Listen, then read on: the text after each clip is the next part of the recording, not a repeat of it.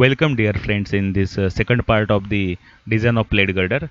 And in this particular part, we are going to see how to provide curtailment to the flange, and also if we are redesigning the uh, stiffeners to the web, then how will be the dimensions and the connections between them. So particularly in the first part, we have calculated the bending moment and shear force which is acting on the girder with respect to its length, we can say. And after getting the factored design forces, we have calculated the cross section that you can see here, or for that we have checked the capacity, bending capacity of the section, which was the safe, and also the shear capacity of the section, which was within the limit that particularly for our this cross section. So here now we are moving toward the calculations of the stiffeners. So particularly in this part, as we are not going to provide any intermediate stiffeners, only if it is necessary, then and then we are going to provide the stiffeners, and at that only at the end. So these also called as the end stiffeners. And if the same stiffeners we can observe in this diagram, if the same stiffeners if you are providing intermediately, then these are called as intermediate stiffeners. And same stiffeners if you are providing below the any point load, then these are called as a bearing stiffeners or load bearing stiffeners. So particularly we are interested to design the end stiffeners which are we are providing uh, above the support. So and if needed, then and then only. So particularly when we are providing the stiffeners, then this total part be act as a column. So we'll see how to design and how to calculate the design forces for that. So before going to design end bearing stiffeners, we need to check is it required or not. So for that, we are going to calculate the local capacity of the web at the particular section, and that section is nothing but the part where the girder is rested.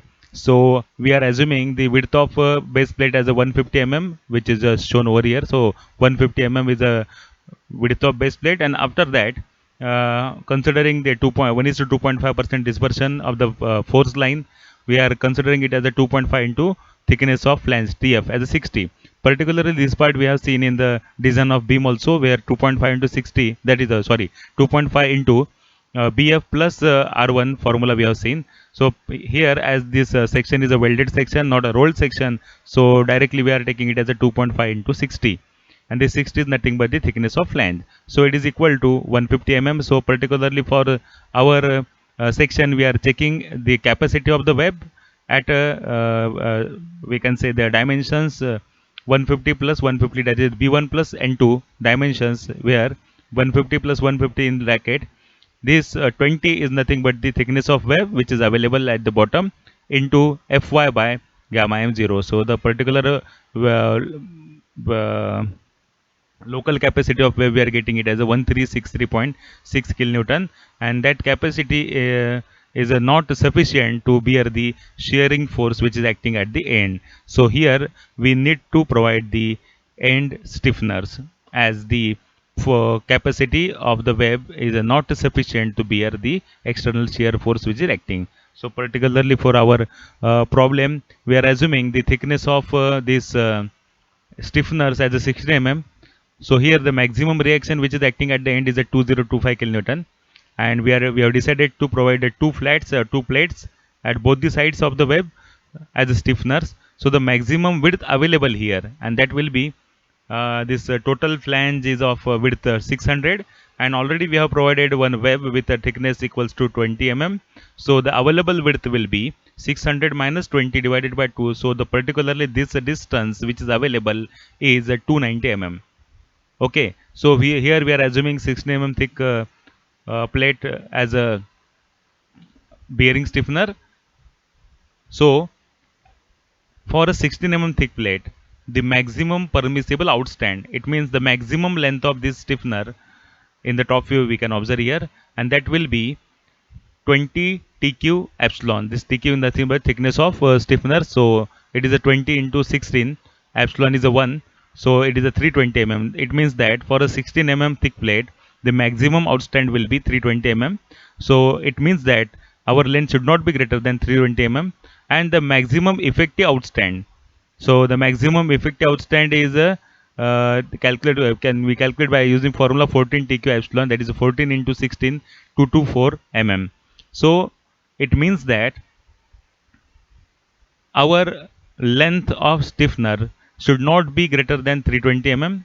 Oh, sorry, the 320 mm as a permissible outstand if we are considering, and the maximum effective outstand is a 224 mm only.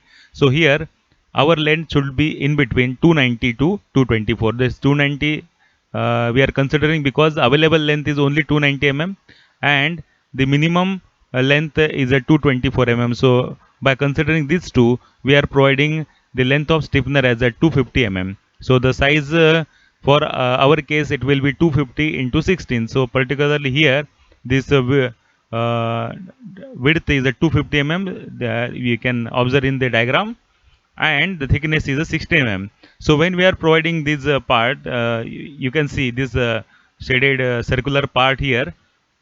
This act as a column, and now we need to calculate the strength, and that strength we are considering it as a strength of that particular bearing stiffener. So here while calculating this part, this effective area of the web with respect to the stiffeners, we are assuming it as a 20 TW, and 20 is a multiplying factor and TW is nothing but the thickness of web. As in our case thickness of web is a 20, so here this length is an 20 into 20. This length will become 20 into 20, and same in this upward part here. So that particular part we are interested to calculate now the capacity of the bearing stiffener. Okay. Now check for buckling of end stiffeners. So buckling means again we are considering it as a column, small column, and for particularly that column the area which is available.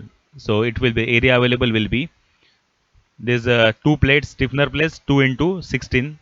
These two plates are 2 into 16 and the length is a 250 mm. So here 2 into 250 into 16. This is the area of stiffeners, and again this area of web that we need to consider over here. So the two lengths are available. If we are considering center is at the stiffeners, then at the top and the bottom part here we are assuming as a 20 TW. So these two parts again, so 2 into 20 into TW, that is a 20, and thickness of this web is a 20. So particularly 2 into 20 into 20 is nothing but the multiplying factor, that is a 20 TW, and the thickness of web as a 20. So that particularly here area we are getting it as a 24000 mm square. Okay, this is the area of the stiffener.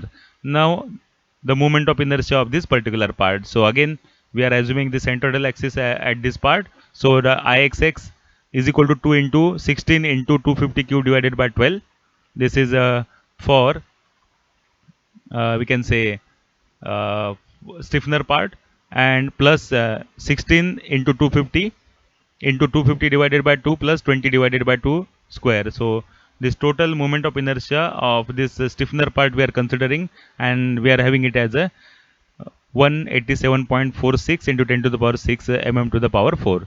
So the radius of gyration that we can calculate for particular area as r is equal to under root of Ixx divided by a. So under root of 187.46 into 10 to the power 6 divided by 24000, that is 88.38 mm. So the radius of gyration for this particular shaded part will be 88.38 mm.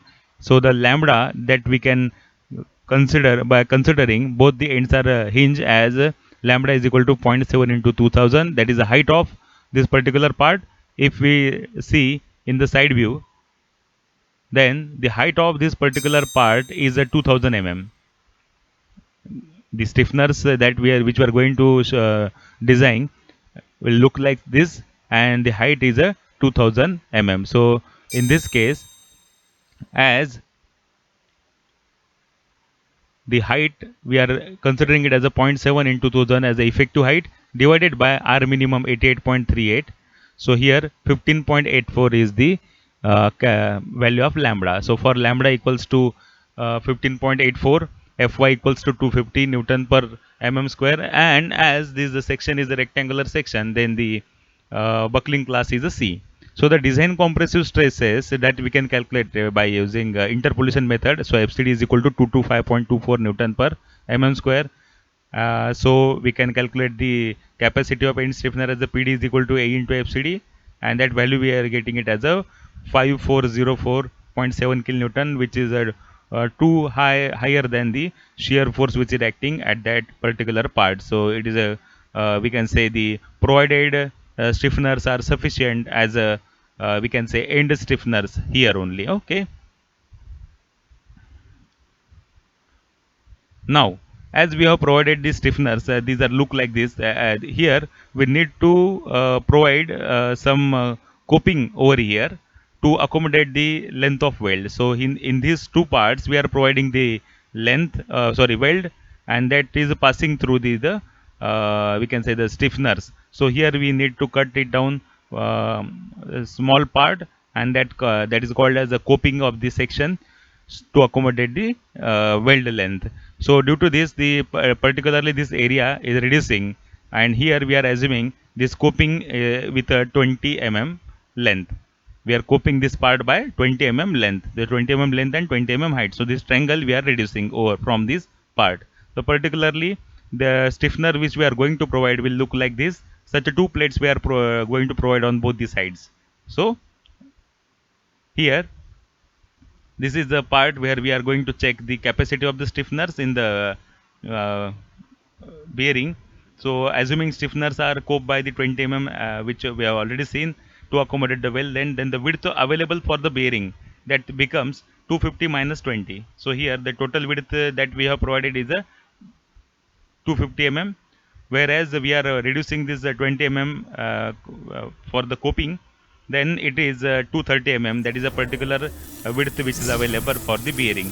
So 230 mm is a width available for the bearing. Then the bearing strength of the stiffener that we can calculate by using formula Fp is equal to AQ AYQ divided by gamma m0. So here AQ is nothing but the area of the stiffener, bearing area of the stiffener which is available. So here two bearing areas are available on both the sides. So here 2 into 230 into 16, that is the width thickness of that particular stiffener, into FYQ, that is yield stresses of the that's particularly for the stiffener material.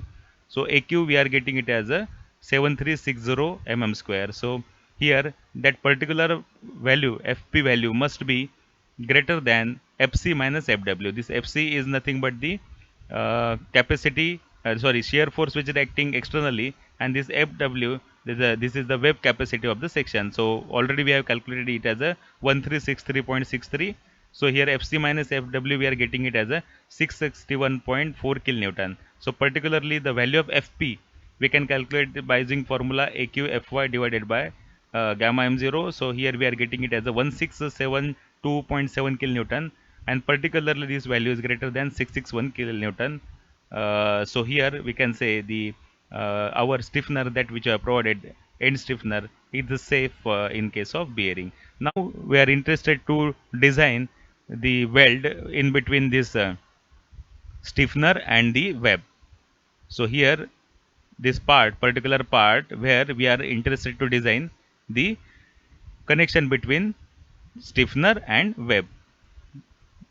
So particularly for this part, the width available again BS as a 250 minus 20, that is at 230 mm. So the tension capacity of the flange, as already we know that these are two flanges, top flange and bottom flange, both are moving in opposite direction. That is which one way, topmost is in compression and the bottommost is in tension. So in this particular case, the stiffeners are facing the tension force over it, and that tensile force must be accommodated by the weld length which are providing in between this web and the stiffeners. So TDN is equal to 0.9 ANFV divided by gamma m0. We know that formula. So here TDN we are getting it as a 1087 kilonewton. Again, as this total force which is acting through these stiffeners. So the total length which we are going to provide over this part. So the depth of web is 2000 mm, depth of the web as a 2000 mm, and again there is a 20 mm coping is available on both the sides for the stiffener. So the total actual length of the web is different, and sorry, web is the same, but the uh, length of the stiffener is as a 2000 minus 2 into 20. So from the both the side we are subtracting the length of the section, and again as we are providing weld length on both the sides, it means that particularly from this side and at the same level we are providing from the back side also. Here as we are providing length weld on both the sides for the stiffener, so we can see in the diagram. So particularly for this part we are providing weld length and also on the back side of the same. So here, so that we are multiplying it by 2. So the 1087 divided by 2 into 2000 minus 2 into 20. So here we are getting the stress intensity which is acting over entire this web and stiffener junction, that is a Q1 is equal to 0.277 kilonewton per mm. So the strength of weld, again we know that the strength of weld per mm length we can calculate by using formula PdW divided by LW, and that PdW divided by LW is nothing but the strength of weld per mm length, and if we are equating the same, then we are getting the size of weld by considering that TT as a 0.7 S. So here the minimum size of weld that which we can provide as a 2.08 mm. So here by considering the thickness of the stiffener as a 16 mm, we need to provide a size 5 mm for the fillet weld. Now in a first part of video already we have seen the shear force and bending moment diagram, and particularly whenever UDL is acting over the beam, we can observe the bending moment is not constant at each length of the section. So it is maximum at the midspan, and it reduces on both the ends or go continuously reduces on the both the ends. So it is not feasible to provide the thickness which we have calculated by considering the maximum bending moment at the center. So when we are providing the maximum thickness, in our case the thickness that we have calculated is as a for the flange as a 60 mm. So it is not feasible to provide the thickness of the flange over the entire length. So whenever we are getting or we are observing that the bending moment value is reducing at the particular section, then we are having scope to reduce the flange thickness. So particularly in our part we have calculated for the 0 then 5 meter, then 10 meter, and at the midspan, that is 15 meter section where the maximum bending moment is acting. So we are having scope to reduce the thickness of the section particularly at the 5 meter and the 10 meter. So here I am showing here the simple step through which we can calculate the required thickness of the flange. Now at the length equals to 5 meter, the bending moment is 8438 kilonewton meter which is acting. So when we are putting the same value in the bending moment design capacity equation, moment capacity equation, then the MD is equal to beta B ZPX Fy divided by gamma m0, where the ZPX is the unknown. So we are getting the value of the required section modulus. So particularly for this bending moment, we need to provide 37.127 into 10 to the power 6 mm cube as a section modulus. So when we are equating with the same after by considering the thickness as a constant unknown, so here ZPX is equal to 2 into BF into TF. This is nothing but the area of the flange which is available and at the top and bottom of the web section. So the particular length or the center to center distance between these two flanges is a D plus TF divided by 2. So here we are getting it as a TF as unknown. Particularly in this equation, if we are putting the value, then the thickness of flange we are getting it as a 30.47 mm. So here we are going to provide the 40 mm thickness of the flange and at the top and at the bottom. So how to provide we'll see in the diagram also. So here at the length equals to 10 meter and the bending moment equals to 1350 kilonewton meter. The same process we have adopted here. Again we have calculated ZPX which is required at this particular length, that is L is equal to 10 meters, and then we can calculate the thickness of flange. So here we are getting it as a 48.33 mm which is nearly equals to 50 mm. So now we have observed that the thickness of flange is gradually increasing towards the midspan of the section. So after by keeping the safety in the mind, we have increased the thickness to the round figure. So here we are providing 40 mm at the length equals to 5 meter, and at length equal to 10 meter it is a 50 mm, and at the midspan that will be 60 mm. So particularly,